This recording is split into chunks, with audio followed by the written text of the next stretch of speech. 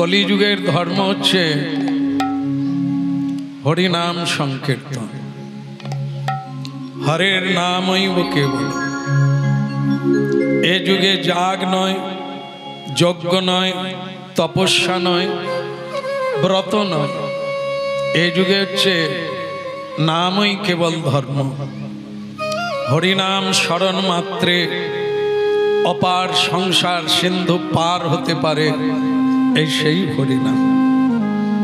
সুতরাং প্রতিটি মানুষ তাই শ্রী ভগবানকে প্রণাম না করে, হরিনাম না করে জলস্পর্শ করে না। এই জন্য বাসুঘোষ ঠাকুর বলছেন, ত্রিভুবনে করে যাহার চরণবন্ধ। মানুষ মাত্রে বিশ্বপিতা ভগবানকে শ্রদ্ধা নিবেদন করবে, এটা কোনো আশ্চর্য বিষয় নয়। আশ্চর্য হলো সেটাই, মানব হয়ে যদি ঈশ্বরকে না মানে, সেটাই হলো আশ্চর্যের বিষয়। আজ থেকে 548 বছর আগে স্বয়ং মহাপ্রভু হরিনাম বিতরণ করলেন এই কলিকালের মানুষের জন্য, যে হরিনামের দ্বারা সকল জ্বালা দূরীভূত হবে, সকল পাপ নাশ হবে, এমনকি কৃষ্ণ ভক্তি পাওয়া যাবে, এই সেই হরিনাম। তো সুতরাং 10-5 মিলি নিজ দ্বারেতে বসিয়া কীর্তন করহ সবে হাতে তালি দিয়া। যেমন কর্ম তেমন ফল। এখানে যারা বসে আছেন, যারা দাঁড়িয়ে আছেন, কেউ একভাবে নাই, কেউ একরকম সুখী নয়, আর কেউ একসঙ্গে সবাই দুঃখী নয়। যে যেমন কর্ম করেছেন তার কর্ম অনুসারে সে সুখী কিংবা দুঃখী। কর্মেই মুক্তি আর কর্মেই বদ্ধ। আজকে কি উপলক্ষে হরিনাম হচ্ছে? ভগবান বিষ্ণুর প্রতিষ্ঠা, যাকে বলা হয় মন্দির প্রতিষ্ঠা হলো না বিষ্ণু প্রতিষ্ঠা হলো? তুলসী দেবীর প্রতিষ্ঠা হলো। বলো রাধে রাধে।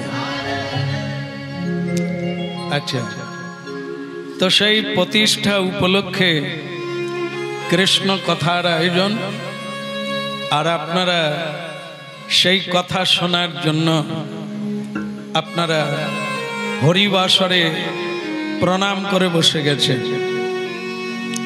সব কিছুর একটা পুনর্জন্ম আছে।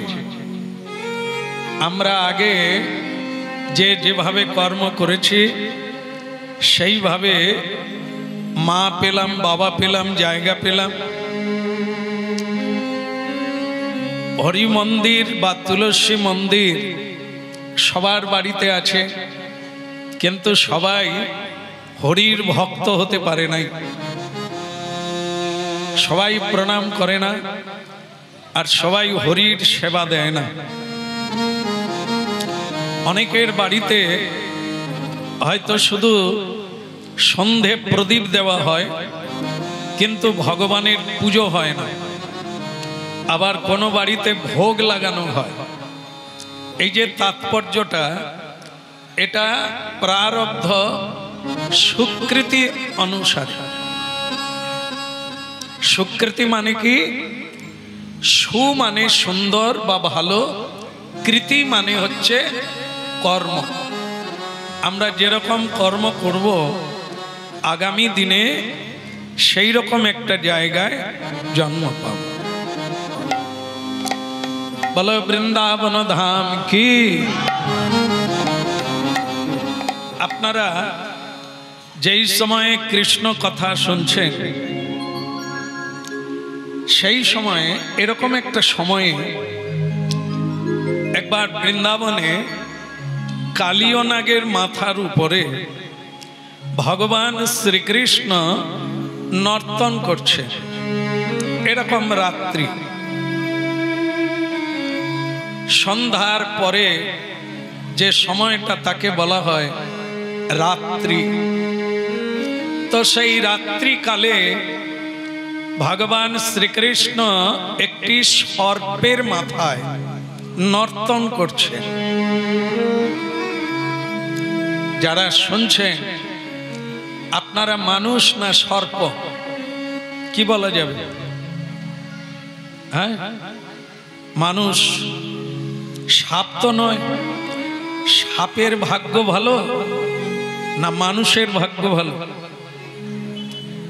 সাপ শ্রেষ্ঠ না মনুষ্য জন্ম শ্রেষ্ঠ? কোনটা? সবাই বলবেন মনুষ্য জন্মই হচ্ছে শ্রেষ্ঠ জন্ম।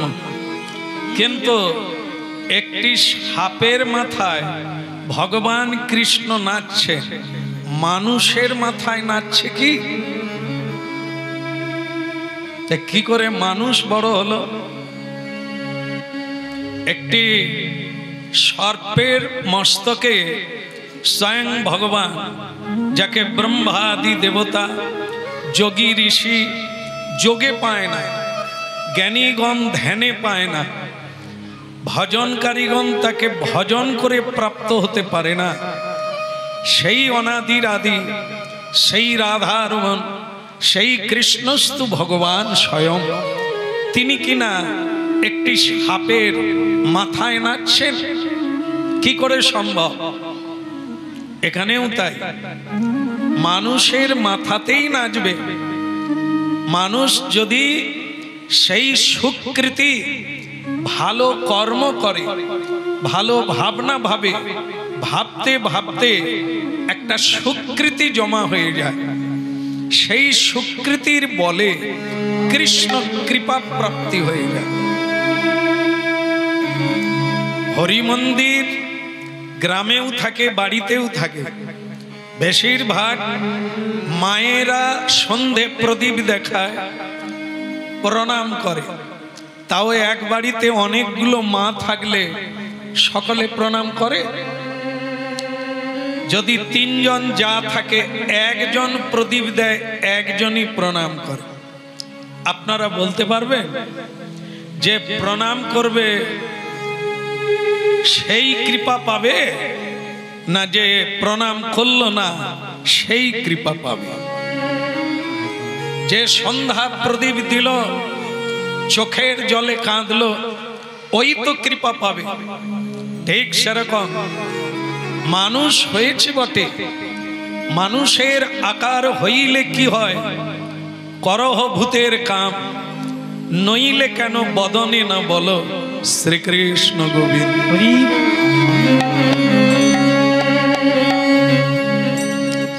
এ পৃথিবী বড় বৈচিত্র্যময়। যে যার কর্ম করে সিদ্ধি লাভ করে নিচ্ছে, তাকে কেউ ধরতে পারছে না, কেউ কারো সমান নয়। পৃথিবীতে কেউ অনেক সম্মানী, আর কেউ তার সামান্য সম্মান নাই। পৃথিবীতে কেউ খেয়ে শেষ করতে পারে না, আবার কেউ নিজে খেতে পায় না। এরকমটা কেন? এটাও হচ্ছে মানুষের কর্ম অনুসারে।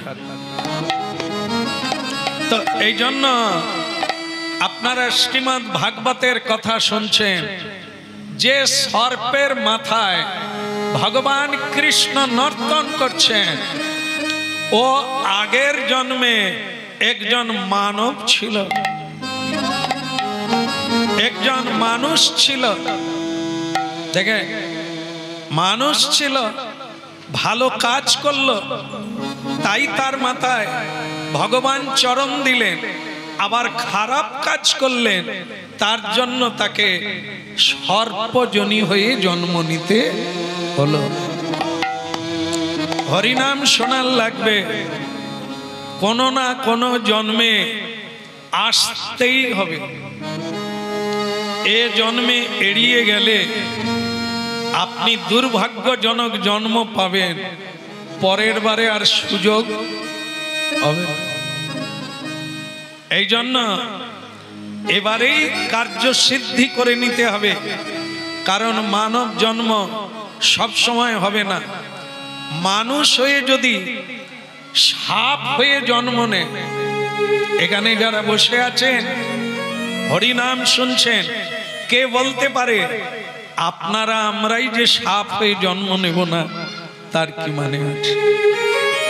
এই জন্য কোন অপরাধে ভগবান আমার মাথায় আশীর্বাদ দিতে পারেন, কোন কর্মের দ্বারা, আবার কোন কর্মের দ্বারা মনুষ্য জন্ম হারিয়ে যাবে, কীট পতঙ্গ আর এই সর্পকুলে গিয়ে তাকে জন্ম নিতে হয়। এই জন্য আজকে গ্রামে কীর্তন হচ্ছে, শ্রীমদ্ ভাগবত কথা হচ্ছে, এটা শেষ কথা না। প্রতিটি নরনারী নিজের গৃহে প্রতিদিন কৃষ্ণ কথার আলোচনা করবে, তবে তার ঘরে কলি প্রবেশ করবে না, মায়া প্রবেশ করবে না, সর্বদা শ্রীকৃষ্ণ বিরাজমান থাকবে। এই জন্য শ্রীমদ্ ভাগবত থেকে আপনারা এই সুদুর্লভ মনুষ্য জন্মের কথা শোনেন। আপনারা শুনে নিলেন এক দুর্লভ কথা এবং ভয়ঙ্কর কথা। ৮০ লক্ষ জন্মের পরে দুর্লভ মনুষ্য জন্ম পায়। আবার মনুষ্য জন্মে অপরাধ করলে কীট পতঙ্গ কিংবা বৃক্ষলতার জন্ম পায়।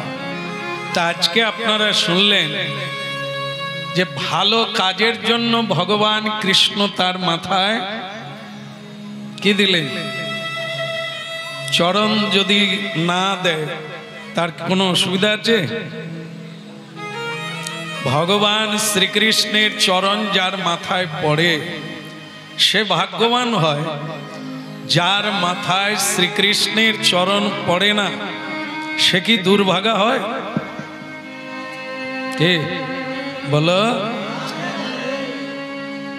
হ্যাঁ, দুর্ভাগাই হয়।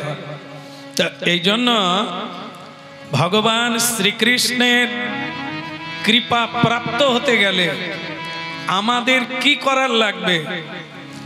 আমরা মনুষ্য জন্ম এত দুর্ভাগ্য নিয়ে জন্ম নিলাম কেন? এই কারণগুলি, এই প্রশ্নের উত্তরগুলি প্রাপ্ত হবেন আপনারা কিছুক্ষণের জন্য কথা শুনবেন। এ সর্প আগের জন্মে একজন মানুষ ছিল, শুধু মানুষ নয়, একজন রাজা ছিলেন। তো সেই রাজা কি করে সর্প হয়ে জন্ম নিলেন? সেটা অন্য কিছু নয়। এ অনন্ত ব্রহ্মাণ্ডে যে কেউ ভগবানের কৃপা কেউ পাবে না, তাকে আগে ভগবানের ভক্তের কৃপা পেতে হবে। নিতাই গৌর হরি। এ এক গম্ভীর কথা যে আমি জপ করব, আমি সাধন করব, আমি হরিনাম কীর্তন করব, কাউকে ডরাই না, কোনো জায়গায় আমার মাথা নিচু করার লাগবে না। তো তাহলে নিশ্চিত রূপে ভস্যে ঘি ঢাললে যেমন কোনো কাজে লাগে না, তেমনি যারা গৌর পার্ষদের ভজন করে না তারা অন্ধের মতো, তাদের জীবনে দর্পণ কাজে লাগবে না। তো সেরকম দেখুন, অগস্ত্য ঋষি মানে একজন সাধু মানুষ ঋষি হয় তপস্যার দ্বারা, সাধনার দ্বারা, সংযমের দ্বারা, ধৈর্যের দ্বারা, মানবতার দ্বারা ধর্মকে যাজন করে মানুষ ঋষিতে পরিণত হয়, মানুষ সাধুতে পরিণত হয়। তখন হয় যখন সে শ্রীকৃষ্ণ ভজন করে। এখন এক ভক্ত বলছেন যে আমরা কাকে মানব, যা দেখছি তাদেরকে, না যা দেখতে পাই না তাকে মানব? আজকেই এখানে আসার পরেই একজন ভক্ত বলছেন যে যা দেখতে পাই তাকে মানবো না যা দেখতে পাই না, যেমন ভগবানকে দেখতে পাই না, তাকে কেন এত সময় নষ্ট করে কীর্তন করব, হানিতাই হা গৌর, হানিতাই হা গৌর। তাকে তো দেখতে পাই না, যা দেখতে পাই তাদেরকেই ভগবান মানব না যাকে দেখা যায় না। আপনারাও কি বলেন, একই না? এটাই ঠিক তো? যা কি ঘান নাড়ে, যে না বলবে সে উঠে বলো কেন? সাধনা থাকলে দেখতে পাবো, তা সাধনা না থাকলে তো অনেকে যে সাধনা করে দেখতে পায়নি, না ধরো ভোলা না দেখানো ভগবান দেখতে পায়নি, তাহলে তার ত্রুটি আছে। বলে রাধে রাধে, হ্যাঁ একটু বলুন রাধে রাধে। আপনারা কোনটা মানে? ভগবানকে দেখা যায় না, ভগবান আছে? কি করে বোঝা যাবে ভগবান আছে? হ্যাঁ, সেলুনওয়ালা জানেন তো? সেলুনওয়ালা জানেন? এক সেলুনওয়ালার, এই সেলুনওয়ালার দোকানে অনেক ছেলেরা ভিড় করে না, কাটতে গিয়ে ফেস করতে গিয়ে অনেকে আড্ডা দেয়। তাই আড্ডা দিতে দিতে একজন এই দাড়ি গোঁফ কামাচ্ছে, আর সেলুনওয়ালা বলছে, ভাইয়া এ ভগবান ভগবান আর করো না, ভগবান যদি থাকতো তাহলে এত গরম পড়তো, মানুষ গরমে মরে যাচ্ছে, হ্যাঁ তাহলে কি এরকম কষ্ট হতো? আরে কি হয়, খোল দিয়ে দাও না, অন্য কাউকে দিয়ে তুমি করো। बोलो राधे राधे, प्रेम से बोलो। तो আমরা কি বলবো? সেই সেলুনওয়ালাকে বলছে, ভাই ভগবান ভগবান করো না, ভগবান কোথায় থাকলে এত কষ্ট হতো? এই সেলুনওয়ালা বলছে, তোর কথাই আমার কথা। এই যে যার দাড়ি শেভ করছি এ খুব ভগবান মানে, গলায় তুলসীর মালা, তার কিন্তু খুর চলছে। এই সময় কথা হচ্ছে ভগবান টগবান কিচ্ছু নেই। যদি থাকতো 3 বছর আগে করুণায়, করুণায় না করোনায় এত মানুষ মরে গেল, তো ভগবান তখন কোথায় ছিল? মানুষের এত রোগ জ্বালা কেন? মানুষের এত দুঃখ কষ্ট কেন? ভগবান আছে? যার দাড়ি কাটছে সে যে কথা বলবে তার উপায় নাই, খুঁত চলছে, মানে তাকে জ্বালাবে বলে, তাকে হ্যাঁ এই তিরস্কার করবে বলেই এই সময়ই কথাগুলো চালু করেছে। তো সে তাকে তখন বলছে, কি বল না, চুপ করে আছিস কেন, বল। সেই সময় কাটছে, মানে সে যদি কথা বলে ফ্যাঁস করে চলে যাবে, তো তাকে সেই সময় চাপ দিচ্ছে, চুপ করে আছিস কেন, তাহলে মেনে নে ভগবান নাই। সে তখন আস্তে আস্তে করে বলছে, ভাই কেটে দে, আগে ফেস করে দে, তারপরে আমি বলবো।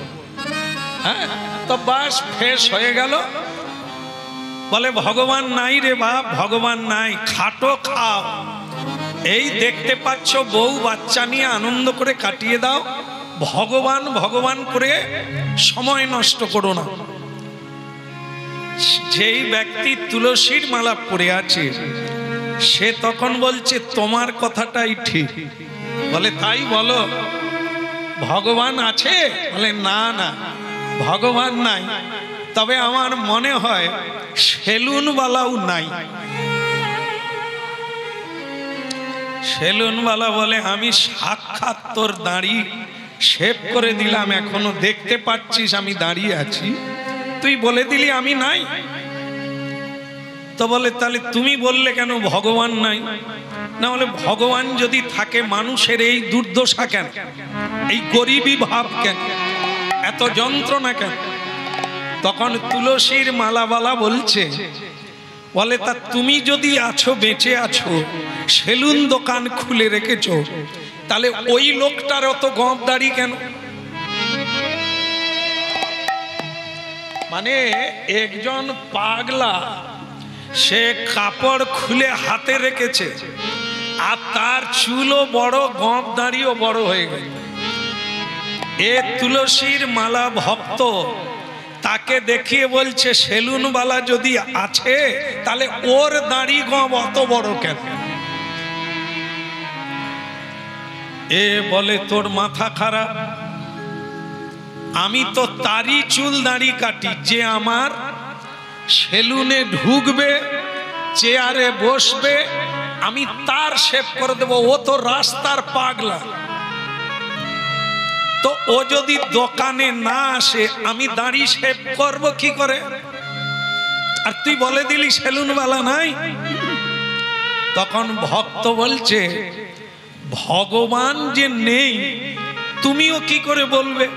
তুমি তো এখনো গুরুই ধরলে না, এখনো হরিনাম মন্ত্রই পেলে না, এখনো জপ করলে না, আসনে বসলে না, তুমি কি করে বললে যদি না তোমার সেলুনে লোক ঢুকলে তার না দাড়ি কামাও, ভগবানকে না ডাকলে, স্মরণ করলে, কীর্তন করলে সেও তোমাকে কৃপা করবে। রাধে রাধে। সে সেলুনওয়ালা বলে তার মানে ভগবান আছে?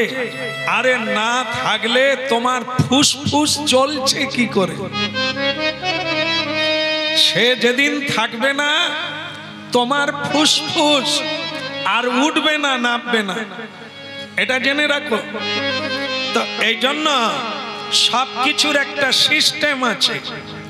তোমার চেম্বারে ঢুকলে যেমন দাড়ি গম কামাবে, তেমনি সাধনার আসনে না বসলে তাকে তুমি অনুভব করবে কি? রাধে কৃষ্ণ গোবিন্দ গোপাল বল রাধা রমন খোঁজে কৃষ্ণ কৃষ্ণ। রাধে রাধে কৃষ্ণ গোবিন্দ গোপাল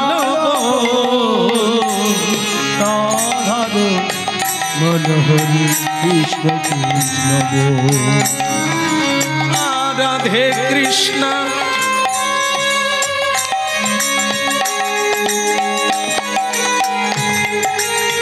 দেখি তালি কিরকম বাজে।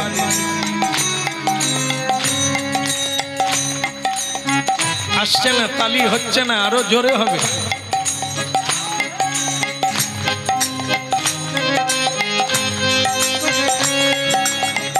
গাছের পাখি তাড়াতে গেলে হাতে তালি মারতে হয়,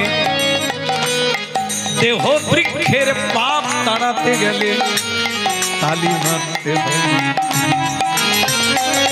রাধে কৃষ্ণ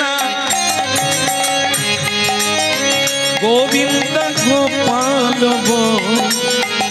রাধা কৃষ্ণ রাধে কৃষ্ণ গোবিন্দ গোপাল রাধা হরি কৃষ্ণ কৃষ্ণ।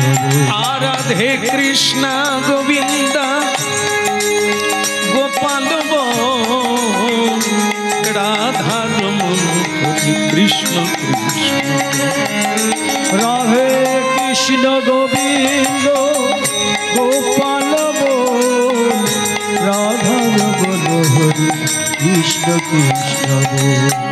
কৃষ্ণ কৃষ্ণ বল রাধে রাধে রাধে বল, কৃষ্ণ কৃষ্ণ বল রাধে রাধে রাধে বল। আজ কৃষ্ণ কৃষ্ণ বলে মনা রাধে রাধে বল, কৃষ্ণ কৃষ্ণ বল রাধে রাধে রাধে বল। কৃষ্ণ গোবিন্দ গোপাল রাধা রমন হরি কৃষ্ণ কৃষ্ণ। রাধে কৃষ্ণ গোবিন্দ গোপাল হরি কৃষ্ণ কৃষ্ণ গিরিধারী বল গোবর্ধন বল আর গিরিধারী বল গোবর্ধন বল গিরিধারী বল গোবর্ধন বল গিরিধারী বল গোবর্ধন বল রাধার মনোহরি কৃষ্ণ কৃষ্ণ বল কৃষ্ণ কৃষ্ণ বল কৃষ্ণ কৃষ্ণ বল কৃষ্ণ কৃষ্ণ রাধে কৃষ্ণ গোবিন্দ গোপাল বল রাধার মনোহরি কৃষ্ণ হরি বল।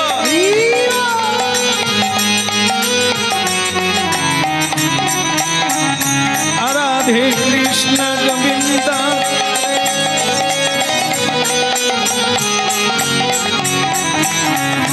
হরি বল।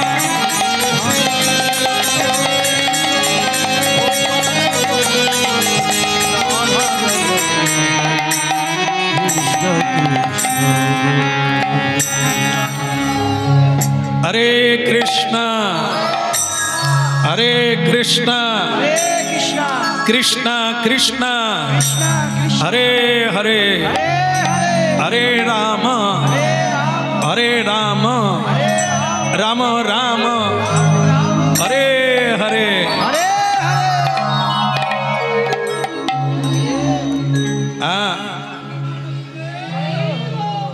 বাবাজি হরিনাম গাইবার আর জায়গা পেলেন না, বন্ধ করুন হরিনাম।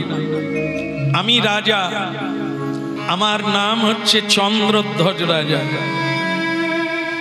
আজকের রাত্রিটা আমি এখানে থাকবো, তা আপনার গায়ের দুর্গন্ধ, আপনার হরিনাম আমার নিদ্রাকে মানে কি বলবো বিঘ্ন ঘটাচ্ছে।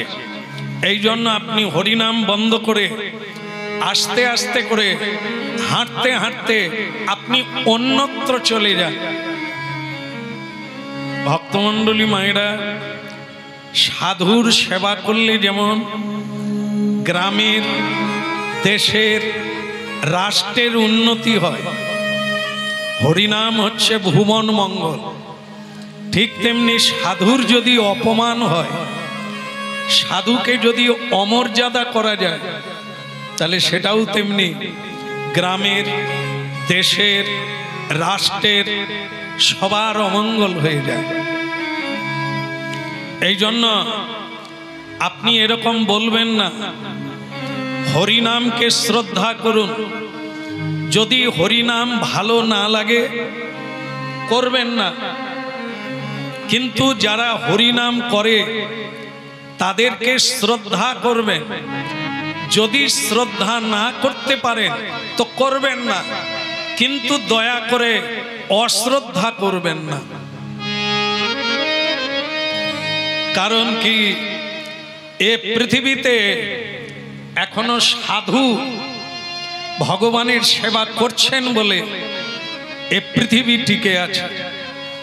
সাধু যদিন থাকবে না তো এ পৃথিবীর কেউ আর বাঁচবে না, সব ভূমিকম্প হয়ে পাতালে চলে যাবে।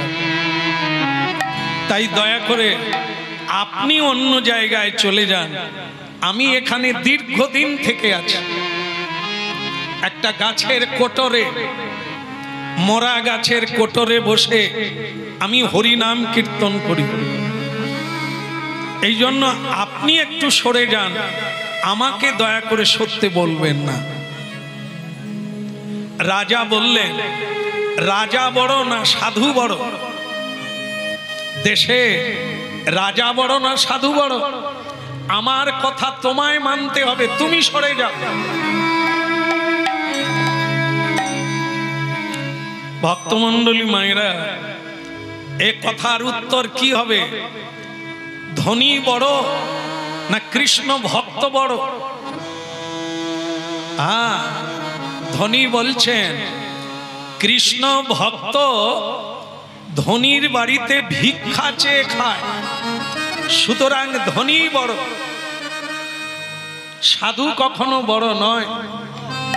বলো রাধে রাধে। এই কথাটা জেনে রাখবেন, স্বয়ং ভগবান পর্যন্ত ভগবানকে মান্যতা দেয়। সুতরাং ভগবানকে যদি সাধুকে মান্যতা দিতে হয়, এই জন্য দেখবেন ভগবান বিষ্ণুর বক্ষে কার চিহ্ন আছে, কার পদচিহ্ন আছে?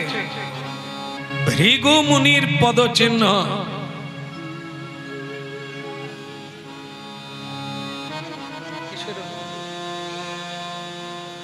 মানে প্রসাদ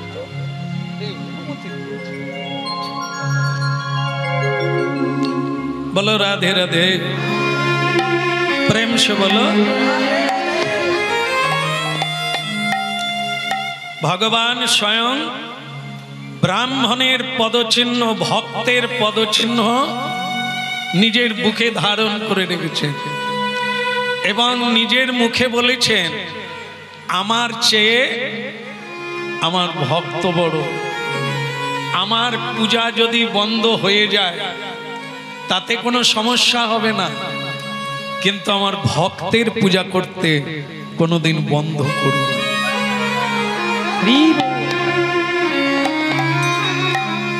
सुतरां पृथिवीते भगवानेर चेয়েও भक्त साधु सज्जन व्यक्तिरा बड़।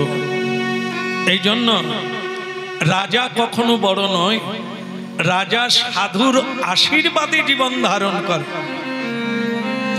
সেই রাজা আজকে সাধুকে বলছে, আপনি এখান থেকে সরে যান, না হলে আমি আপনাকে ছুঁড়ে ফেলে দিতে বাধ্য হব।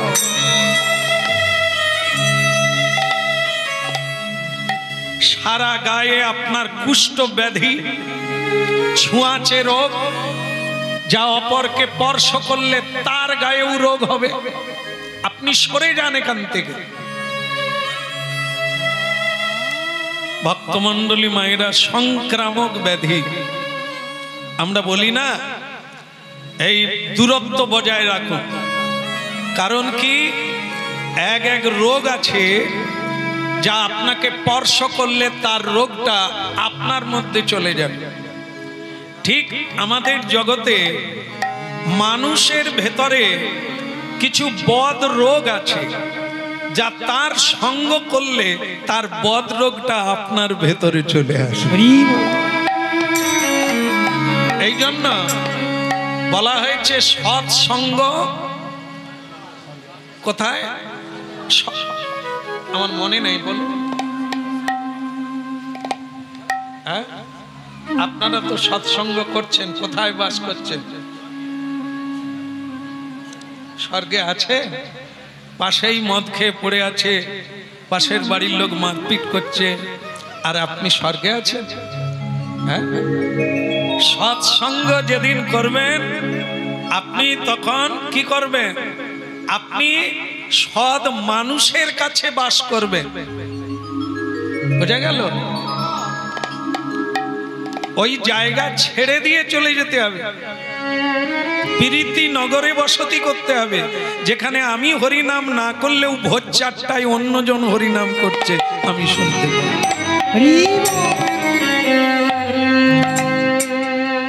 যাকে বাড়ি বাড়ি ভাঙতে হবে নি, ভালো থাকুন, কিন্তু কথাটা বুঝে নিতে হবে। সৎসঙ্গে স্বর্গে বাস, অসৎসঙ্গে নরকে বাস। কথাটি আজও মিথ্যা নয়, পরেও মিথ্যা হবে না। মানুষ যা করছে আজকে প্রবৃত্তি প্রাপ্ত হয়েছে সঙ্গ ফলে।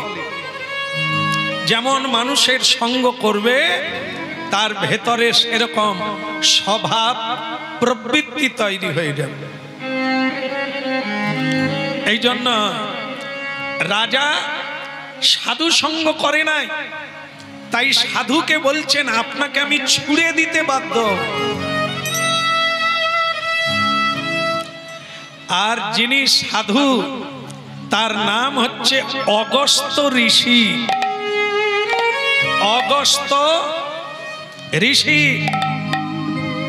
যার আশ্রমে স্বয়ং ভগবান রামচন্দ্র গিয়েছেন, যাকে স্বয়ং রামচন্দ্রও প্রণাম করেছে, এত বড় ঋষি। তো সেই ঋষি তাকে নেওয়ার জন্য দেবরাজ ইন্দ্র রথ নিয়ে এসেছিলেন, যে আপনার সাধনায় সিদ্ধি হয়ে গেছে, হে অগস্ত্য ঋষি আপনি চলুন, ইন্দ্রলোকে যাবেন, চলুন। অগস্ত্য ঋষি বললেন, আপনি রথ নিয়ে ফিরে যান, আমি যাব না। বলে, সে কি, আপনি দেবলোকে যাবেন না? কারণ কি? বলে, কারণ কি শোনো, আমি খবর পেয়ে গেছি রামচন্দ্র বনবাসে এসেছেন, মানে আসবেন এই রাস্তায়। তা আমি যদি ইন্দ্রলোকে চলে যাই তাহলে রামচন্দ্রের সঙ্গে দেখা হবে না, রামচন্দ্রকে দর্শন হবে না।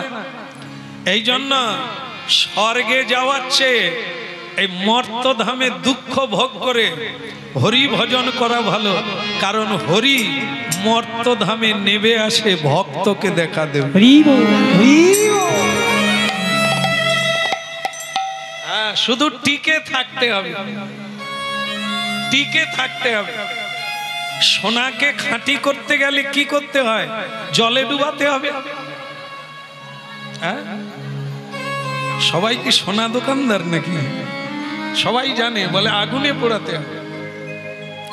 ঠিক তেমনি আমাদেরকেও পুড়ে পুড়ে ছাই হতে হবে, যন্ত্রণায়, দুঃখে, বিরহে, অভাবে, অভিযোগে কেঁদে কেঁদে কলমশ ধুয়ে যাবে, কালি ধুয়ে যাবে, চিত্ত পরিচ্ছন্ন হবে, স্নিগ্ধ হবে। সেই চিত্তে ভগবত দর্শন হবে, তার আগে কখনো। জীবনে যে দুঃখ পেল না, সে ভগবানকে পাবে কি করে? এই জন্য দুঃখই হচ্ছে বন্ধু, দুঃখই হচ্ছে সাধন মার্গের একমাত্র দ্বৈত, যাকে না হলে সাধনে এগোতে পারবে না। কৃষ্ণ ভজন করতে গিয়ে যে দুঃখী হতে পারলো না, যার কষ্টই হলো না, হ্যাঁ, কষ্ট কার হয়? যখন কৃষ্ণ ভজন করবেন জীবনে, আপনাকে ধীরে ধীরে আত্মীয় ছেড়ে দেবে, আপনার প্রিয়জনেরা ছেড়ে দেবে, আপনার জীবনে অর্থ সম্পদ হারিয়ে যাবে, আপনি আপনাতেই দুঃখী হয়ে যাবেন। কিন্তু তখন যদি আপনি ঈশ্বরকে ছেড়ে দেন, ধর্মপথ ছেড়ে দেন, সত্যকে ছেড়ে দেন, তাহলে পুনর্মুষিক ভব, আপনি যেমন সাধারণ ছিলেন আপনি সেরকমই থেকে যাবেন, কারণ আপনি পরীক্ষায় হেরে গেলেন। এক সাধু তার শিষ্যকে বোঝাতে গিয়ে একটি দৃষ্টান্ত দিয়েছেন। বলে, বেটা, তাকে শিষ্য এসে গুরুকে বলছেন, গুরুদেব, আগে শান্তিতে ছিলাম, ভালো ছিলাম, কিন্তু দীক্ষা নেওয়ার পরে আমার জীবনে অনেক দুঃখ এসে গেছে, এর উত্তর কি? তো গুরুজি বলছে যে, বেটা, এই কোনদিন কামারশালায় গেছো? তুমি গেছো? কামারশালায় এই যে টানে না, এটা কি? হাপড়। হাপড়টা কি? আর আমাদের হাপড় কোনটা? এও তো হাপড়, আর ওটাও হাপড়, বাতাস দেয়। এরকম করলে ওটা উঠবে নামবে, সেই বাতাসটা কয়লায় এসে লাগবে, সেই কয়লায় লাগলে আগুন বাড়বে। ওটা ফুসফুস, আমাদের দেহে ফুসফুস আছে, ওটা হচ্ছে কামারশালার ফুসফুস। বলে, ওটা টানে কেন? যে লোহাটাকে দা কাঠারি বানানো হবে, তাকে ওখানে পোড়ানো হবে, আগুনে পোড়ানো হবে। এই জন্য এটা টানা হচ্ছে, আগুনটা যাতে বাড়ে, আর সেই আগুনে লোহাটা লাল হয়ে যাবে, তারপরে হাতুড়ি মারা হয়। হাতুড়ি মারে কি দিয়ে? লোহাটাকে কি দিয়ে ধরে? হাত দিয়ে ধরে। লাল জায়গাটা একবার দিয়ে দেখবে। সাঁড়াশি দিয়ে ধরে না? হ্যাঁ, একটা সাঁড়াশি দিয়ে ওকে ধরে রাখে এক হাতে, আর এক হাতে। এবার শিষ্যকে বলছে, মনে কর এক ঘাত দেওয়া মাত্র লোহাটা সাঁড়াশি থেকে ছিটকে পালিয়ে গেল। এবার তুই বল, দা হবে না কাঠারি হবে না বটি হবে? কেন? এই ঘা মারতে গিয়েই ছিটকে পালিয়ে গেল।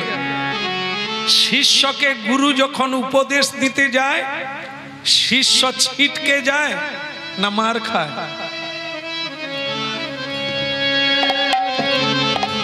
কাউকে যদি গুরু একটু শাসন করে, বলে আমি আর যাব, বাবা কি রাগ, কি রাগ, গেলেই ঝাড় দেবে, গেলেই ভুল ধরবে।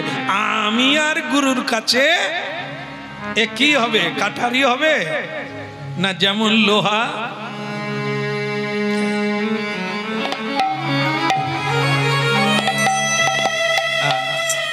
জীবনে দুঃখ পাবে না তো চোখে জল আসবে কোথার থেকে? কৃষ্ণ ভক্তদের ক্ষেত্রে, সাধারণের ক্ষেত্রে না। সাধারণ আগেও কৃষ্ণ বলে না, দুঃখ পেলেও কৃষ্ণ বলে না, আর সুখের দিনেও হরিবোল বলে না। এ কৃষ্ণ ভজনকারীর কথা। যারা যত বেশি কষ্ট পাবে সত্যকে ধরতে গিয়ে, সাধন পথে টিকে থাকতে, তারাই তাড়াতাড়ি সাধনায় সিদ্ধি লাভ করে। এই জন্য ভক্তমণ্ডলী মায়েরা, সেই অগস্ত্য ঋষি বললেন, এ পৃথিবীতে দুঃখ পেয়ে আমি আশ্রমে বসে থাকব, কারণ ভগবান এ জন্মে না হলেও পরের জন্মে হলেও তিনি আসবেন, আর আমি তাকে দর্শন করব আমার স্বর্গে যাওয়ার।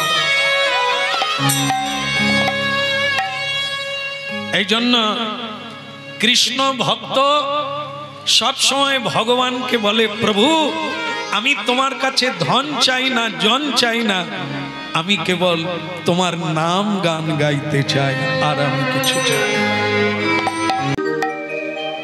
রাজা সাধুকে পাঁজা কলা করে ধরে ফেলে দিতে বললেন,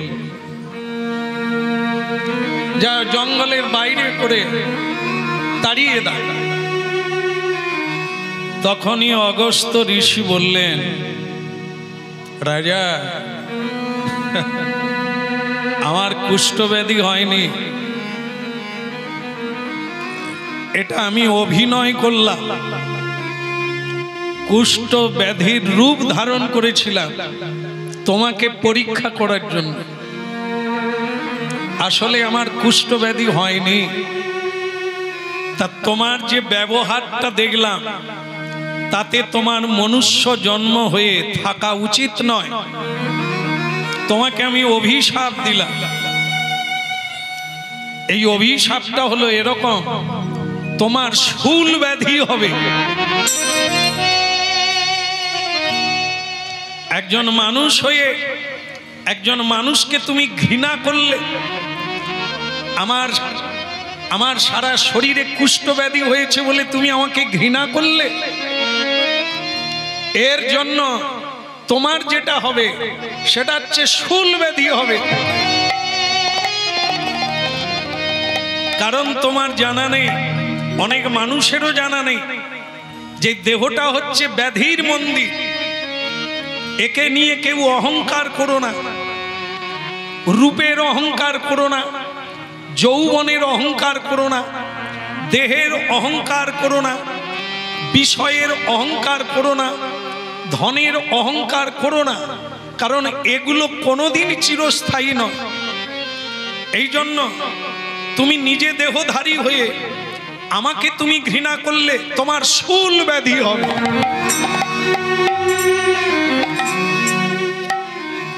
আপনারা মিলিয়ে নেবেন। অনেকের আল্ট্রাসোনা করে সারা শরীর চেক আপ করে রোগ ধরা পড়ে না, কিন্তু রোগ আছে। কেন বলুন তো?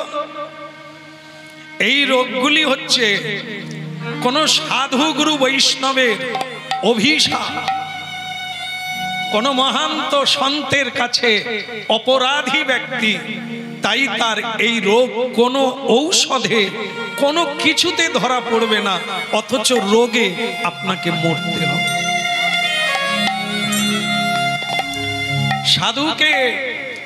সাধুকে ছুঁড়ে দিতে যাচ্ছিল, তাই সাধু অভিশাপ দিলেন তোমার শূল ব্যাধি হবে।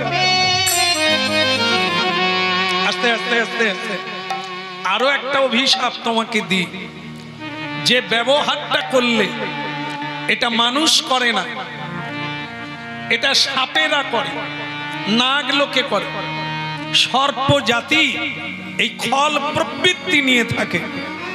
তাই আমি তোমাকে আরো একটা অভিশাপ দিলাম, পরের জন্মে তুমি সর্পকুলে গিয়ে জন্ম নেবে। বুঝতে পেরেছে? মানুষ কি করে সর্পজনী হলো, মানুষ কি করে চিররুগ্ন হলো, মানুষ কি করে চিরদুঃখী হয়ে থেকে গেল, তার জীবনে কপাল বদল হলো না কেন? এগুলি শুনতে হবে, তবে যদি গ্রহের ফের কাটানো যায়।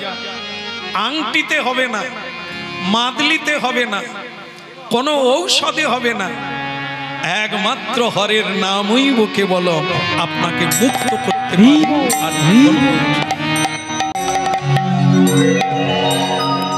রাধা রানী কি, বৃষভানুনন্দিনী কি। আনন্দ হয়েছে? খরচা হয়েছে? খরচা হয়নি, আনন্দ হলো বিনা খরচা। কি তাহলে হরিনাম করা যাবে প্রতিদিন?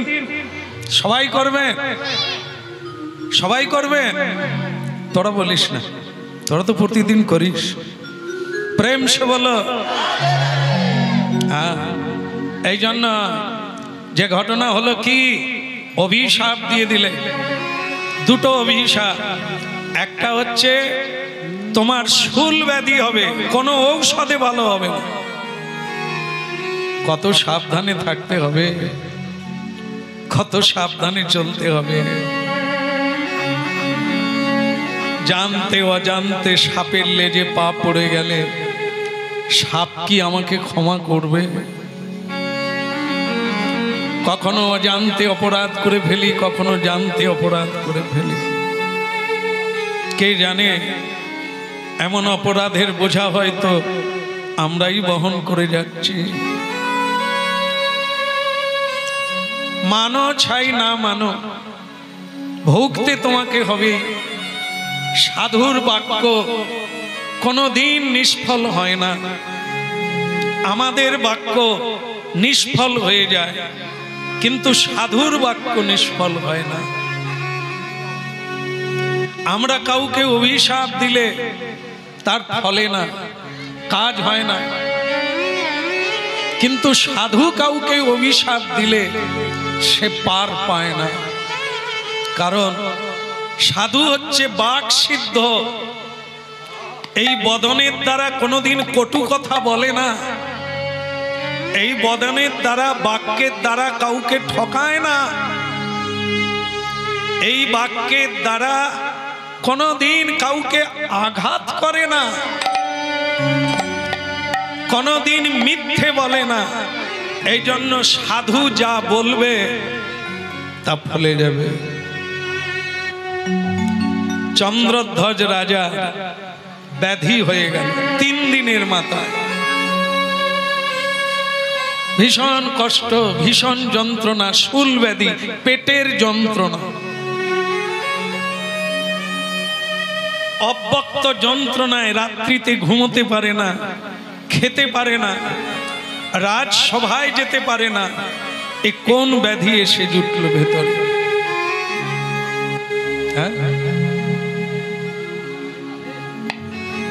তো এই জন্য ভীষণ কাঁদছে, কষ্ট পাচ্ছে। এমন সময়ে দেবর্ষি নারদ উপস্থিত হয়ে গেল। সাধু আহা নারদী ঋষি বাজাই বিনা রাধিকার মনে নাম। নারদ ঋষি বাজায় বিনা রাধিকার নামে। নারদ ঋষি বাজায় বিনা রাধিকার মন নামে। নারদ ঋষি বাজায় বিনা রাধিকার মন নামে। হরি নামে অমনি উঠল মেতে ভক্ত গীত স্বামী। হরি নামে অমনি উঠল মেতে ভক্ত গীত স্বামী। হরি নামে অমনি, হরি নাম অমনি উঠল মেতে ভক্ত গীত স্বামী। হরি নামে অমনি উঠল মেতে ভক্ত গীত স্বামী। নারদ ঋষি বাজায় বিনা রাধিকার মন নাম। হরি নারদ ঋষি বাজায় বিনা রাধিকার মন নামে। হরি বল।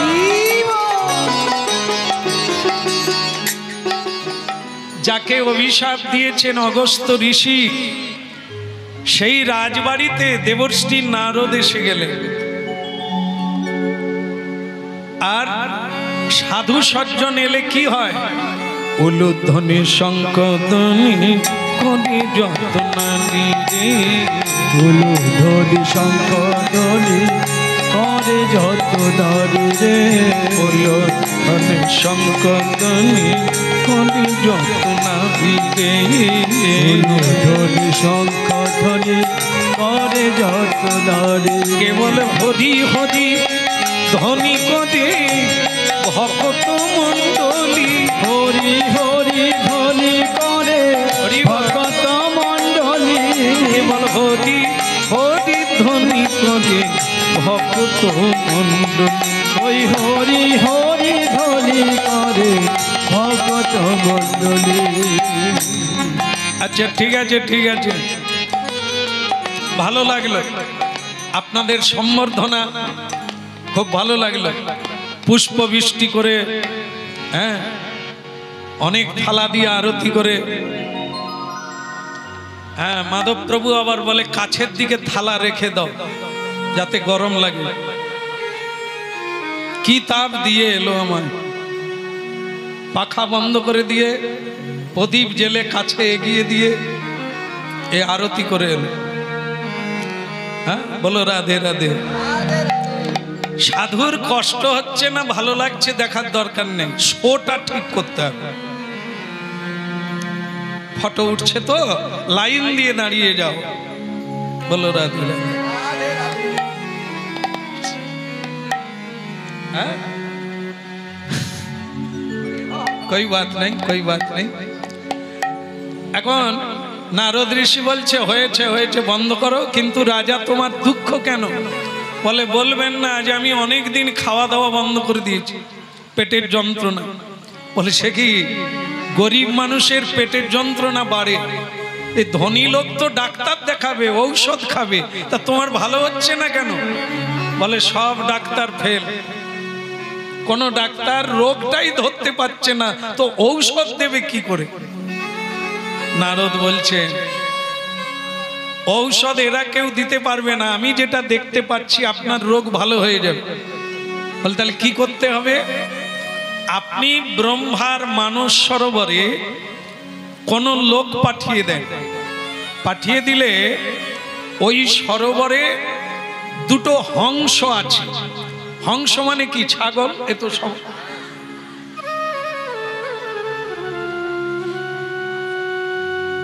জায়গাটা ভুল ধরে ফেলেছে। সেটা হচ্ছে কি, হংস মানে, হংস মানে হাঁস। আচ্ছা, রাজহংস ব্রহ্মার মানস সরোবরে, তাদেরকে ধরে এনে হত্যা করে রান্না করে যদি খেতে পারো,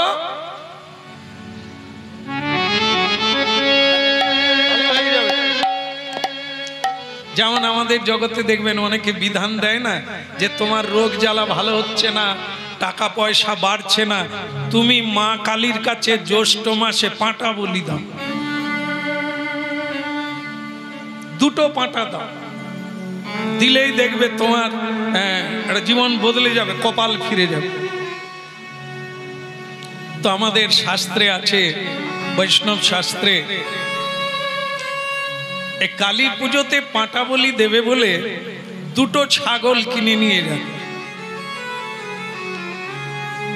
তো সেই রাস্তা দিয়ে সাধু যাচ্ছে, সাধু যেতে যেতে আলোচনা করছে, ছাগল 2টো তো মানুষ নয়, এদেরকে বেঁধে নিয়ে যাচ্ছে কেন? এরা তো ছাড়া থাকবে, ঘুরে বেড়াবে, এরা বাঁধা কেন? তখন আরেকজন বলছে, সাধু বোধহয় কিনে নিয়ে যাচ্ছে। বলে কিনবে কেন? একে কি ভারতীয় আইনেও আছে কোনো পশু বিক্রি করা চলবে না। পশু যেমন ধরাও যাবে না, তেমনি বিক্রিও করা যাবে না। এটি আইন আছে, কিন্তু লুকিয়ে লুকিয়ে চলছে, ধরা পড়লেই জরিমানা। তা সেই জন্য পশু তো স্বাধীনভাবে ঘুরে বেড়াবে, জঙ্গলে থাকবে, তাকে বেঁধে নিয়ে যাচ্ছে কেন? তখন যারা নিয়ে যাচ্ছে তারা বলছে, ভাইয়া তোমরা কোন দেশে বাস করো? কালী পুজোয় বলি দেওয়া হবে, তাই আমরা কিনে নিয়ে যাচ্ছি। কত দাম জানো একটা ছাগলের? তখন বাবাজিরা বলছে, তা তুমি বলি দিচ্ছ কেন? কামনা পূর্ণ হবে, আশা পূর্ণ হবে, আর রোগ জ্বালা ভালো হয়ে যাবে, এই জন্য একে বলি দিচ্ছি, তারপরে আমরা সবাই মিলে মায়ের প্রসাদ পাব।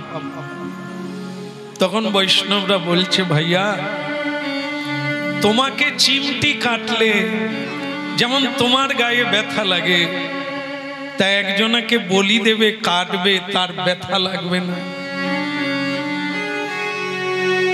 তারও সংসার আছে, তারও শরীর আছে, তার মন আছে, তার বুদ্ধি আছে। তা অপরকে কষ্ট দিয়ে কেউ কোনোদিন সুখী হয়? বলি দিলে সে তো মরে যাবে, তাই একজনকে মেরে দিয়ে আরেকজনা কি বাঁচতে পারে?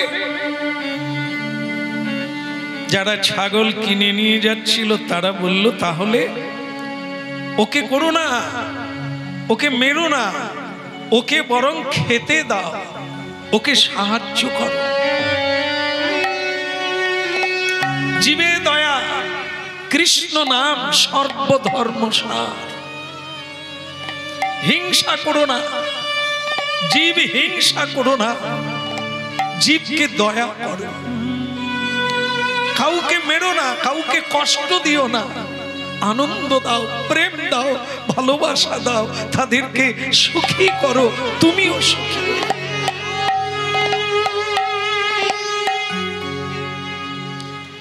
তারা চোখের জলে ছাগল ছেড়ে দিয়েছে, বুঝতে পেরেছে। শ্রীনিবাস আচার্যের শিষ্যরা তাকে উপদেশ দিয়েছিল, ভাইরে কৃষ্ণ নাম করো, রোগ ভালো হয়ে যাবে, কৃষ্ণ নাম করো, তোমার প্রারব্ধ আরব্ধ কর্মফল সব দূরীভূত হয়ে যাবে, কিছু।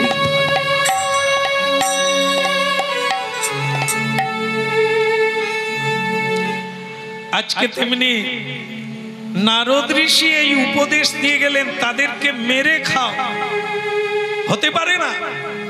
নারদ ঋষি এই উপদেশ কেন দেবে? কিন্তু দিলেন। কেন দিলেন না, সেই হংস 2টো তত্ত্ব কথা বললেন, মহারাজ আমাদেরকে মারলে আপনি আরো কষ্ট পাবেন।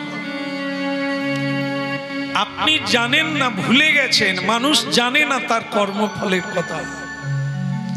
আপনি কোন সাধুকে আঘাত করেছেন, তিনি আপনাকে অভিশাপ দিয়েছেন, তাই আপনার রোগ ভালো হচ্ছে না। আপনি সেই সাধুর কাছে ক্ষমা চেয়ে নেন, তাই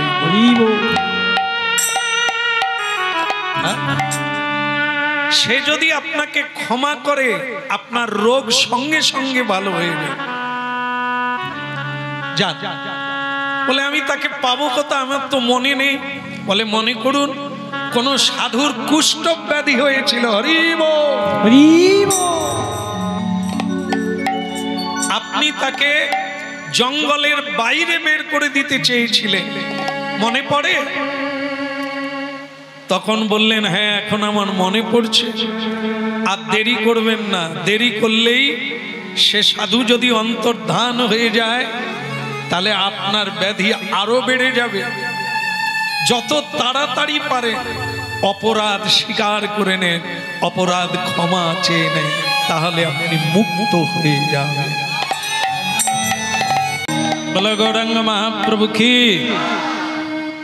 তাহলে আমরা আর অল্প একটু আছে, এই লীলার অন্তটা আপনারা শুনে নেন। সেটা কি হলো? এই যে দেবর্ষি নারদ হংসের কথা বললেন, হংস আসলে সাধু। তারা বলে দিলেন, আমাদেরকে হত্যা করলে আপনার রোগ আরো বাড়বে। কাউকে হত্যা করে কেউ কোনোদিন সুখী হয় না। আপনি বরং যে বৈষ্ণবের কাছে অপরাধ করেছেন তার কাছে অপরাধ ক্ষমা চেয়ে নেন। এখন সেই রাজা বুঝতে পেরেছে যে সাধু আমাকে অভিশাপ দিয়েছিলেন, সেই কারণেই আজকে আমার ব্যাধি ভালো হচ্ছে। তাই থালা আর ঘটি মানে গঙ্গার জল নিয়ে সেই সাধুর কাছে গেলেন। সাধু কিন্তু এখনো সেই কোটরে বসে আছেন, হ্যাঁ, আর হরিনাম গাইছেন। আর রাজা গিয়ে সেখানে পৌঁছে গেলেন। হরি বল। কে রে রাজা, এলি? আয় বা, কি চাই তোর? বলে, বাবা আমি আপনাকে অপমান করেছিলাম, আপনার সঙ্গে আমি দুর্ব্যবহার করেছিলাম, আপনি আমাকে ক্ষমা করে দেন। এখন আপনার চরণ ধৌত জল আমি নিতে চাই, আমি পান করতে চাই। হ্যাঁ, অকাল ব্যাধি নির্বাপন, অকাল মৃত্যু হরণ, সর্ব ব্যাধি বিনাশন।